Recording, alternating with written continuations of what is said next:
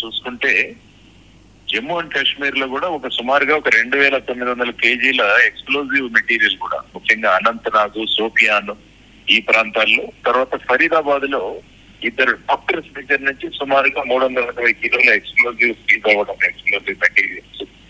ఇవన్నీ మీరు తీసుకుంటే ఇవన్నీ కూడా ఒక ప్లాన్ ప్రకారం జరుగుతున్నది అన్నది మనం చూసుకోవాల్సిన అంశం ప్రధానంగా.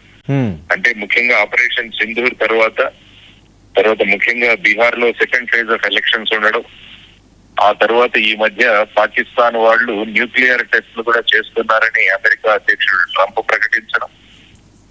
సో ఇవన్నీ వీటి పార్శ్వభూమిలో వీటన్నిటినీ కూడా మనం తీసుకోవాల్సిన అవసరం ఉంది. తర్వాత ముఖ్యంగా ఢిల్లీలో జరిగిన ఈ సంఘటన బట్టి మొత్తం ఇంటెలిజెన్స్ ఏజెన్సీస్ అన్ని అప్రమత్తం అవడం చాలా అవసరం.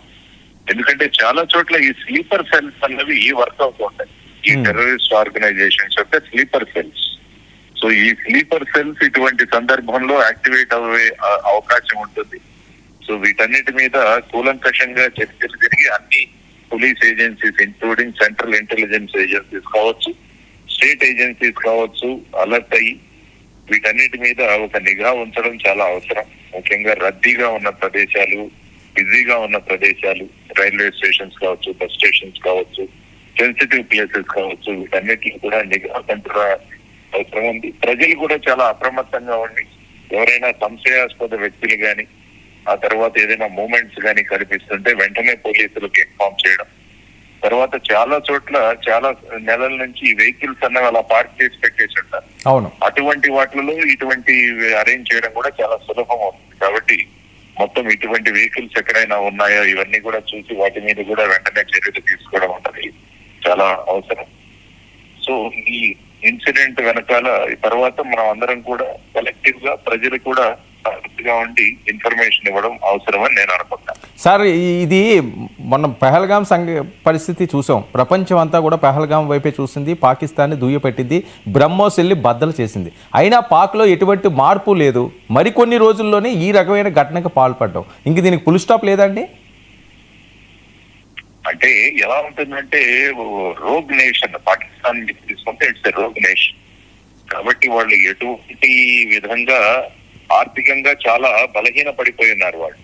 అందువల్ల ఆర్థికంగా బలహీన పడిపోయిన పాకిస్తాన్ తర్వాత ప్రపంచ దేశాల్లో కూడా ఒక టెర్రర్ నేషన్ గా దాన్ని ఒక ఐడెంటిఫై చేయడం జరిగింది.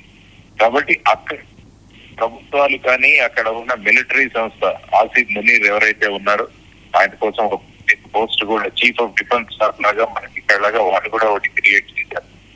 సో అక్కడ ఉన్న ఐఎస్ఐ సంస్థ వీరందరూ కలిసి భారతదేశం మీద ఏమైనా చేస్తే వెంటనే అక్కడ పాకిస్తాన్ ప్రజల నుంచి వాళ్ళకు మద్దతు దొరుకుతుందన్న ఒక భావనలో వాళ్ళు ఆ విధంగా ముందుకు వెళ్ళడం. తర్వాత ముఖ్యంగా మీరు చూసుకుంటే ఇప్పుడు పాకిస్తాన్ మరియు ఆఫ్ఘనిస్తాన్ బార్డర్ లో కూడా వారిద్దరికి మధ్య క్లాషెస్ జరుగుతుంది. ఇప్పుడు ఆల్మోస్ట్ చర్చలు జరుగుతున్నాయి, అవి కూడా ఫెయిల్ అవుతున్నాయి.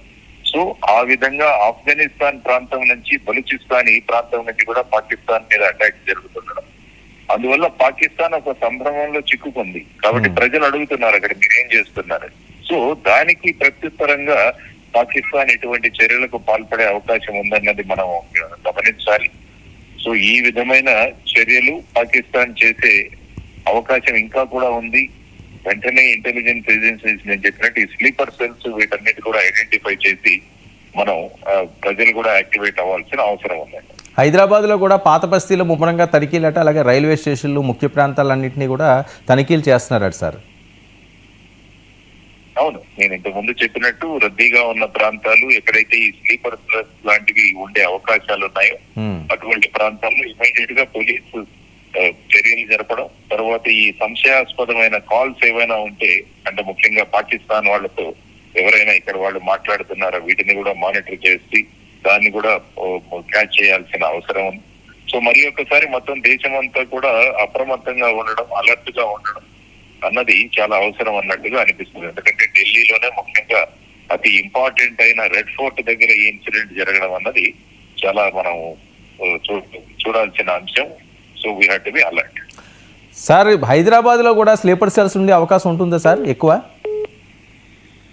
స్లీపర్ సెల్స్ అన్న వాళ్ళు ఏంటంటే వాళ్ళు చాలా చోట్ల స్లీపర్ సెల్స్ ఆపరేట్ చేసి పెడుతూ ఉంటారు. అంటే డిపెండింగ్ ఆన్ సిచ్యువేషన్ ఆ స్లీపర్ సెల్స్ ని యాక్టివేట్ చేస్తుంటారు. ఈ మధ్య కాలంలో చాలా చోట్ల వాటిని ఉద్యోగం చేయడం జరిగింది. కానీ ఈ టెర్రరిజము తర్వాత ఈ పెనటిజం అన్నది ఏదైతే ఉంటుందో అవి ఆ భావనను తీసివేయడానికి చాలా సమయం పడుతుంది. అందువల్ల మనం హైదరాబాద్ కూడా జనరల్ గా ఇంతకు ముందు భారతదేశంలో ఎక్కడ టెర్రర్ ఇన్సిడెంట్ జరిగినా వాటి మూలాలు హైదరాబాద్ లోనే తేలేవి పైన.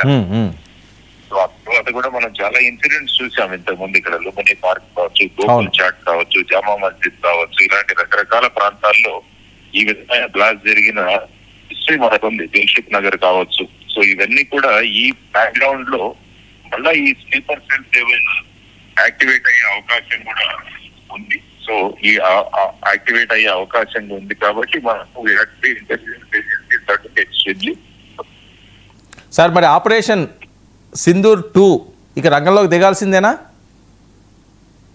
ఏమంటారండి? ఆపరేషన్ సింధూర్ 2 రంగంలోకి దిగాల్సిందేనా? ఆల్రెడీ అది సిద్ధంగా ఉంది అని చెప్పి మొదట్లోనే హెచ్చరించారు. ఆపరేషన్ సింధూర్ అన్నది తాత్కాలికంగా మనం నిలుపు చేస్తాము.